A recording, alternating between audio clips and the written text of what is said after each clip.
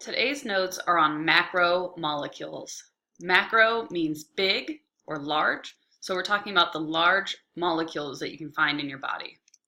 There are 4 large molecules you can find in your body: carbohydrates, lipids, proteins, and nucleic acids.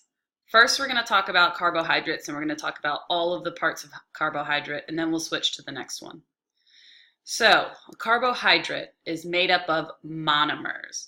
Remember, mono means one, so these are the basic units of the bigger macromolecule or polymer. So, carbohydrates are made up of monosaccharides.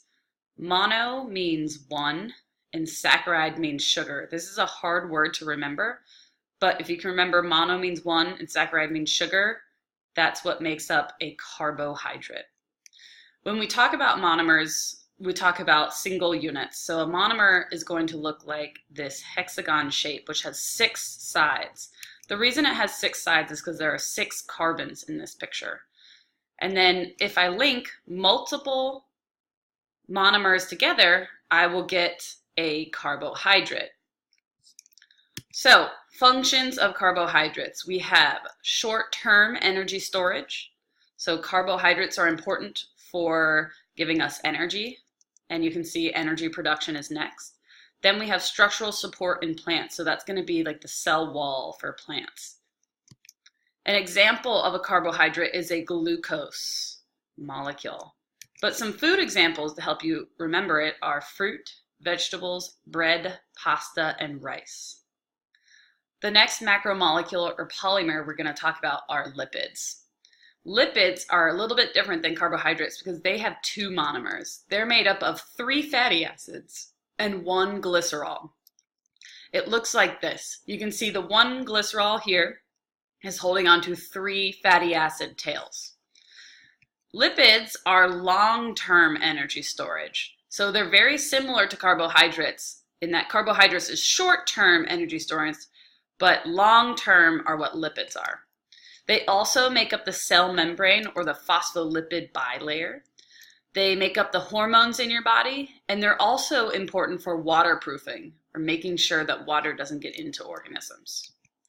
An example of lipids could be fats, waxes, oils, and steroids. Some food examples would be butter, olive oil, cheese, and animal fat, like when you have a nice piece of bacon. Proteins are the next macromolecule we're going to talk about. I put 2 pictures here.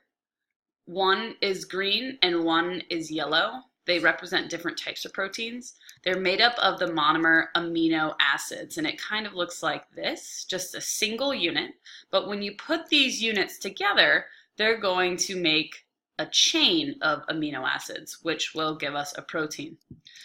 Proteins have a lot of functions. They're really important in your body. They are transport molecules, which we'll learn about in a future unit. They're enzymes, which speed up reactions. They give structural support, and they also do cell communication and identification, which we'll learn about as well later in this year. Mostly, the most important thing are going to be these top 2 transport proteins, and that they're enzymes. So my example up here is that they make up enzymes in your body. And some food examples would be meats, eggs, and nuts. You can also find protein in other sources like kale, which is the only food that gorillas eat. The last macromolecule we're going to talk about are nucleic acids. These are made up of nucleotides, but nucleotides actually are made up of smaller pieces as well.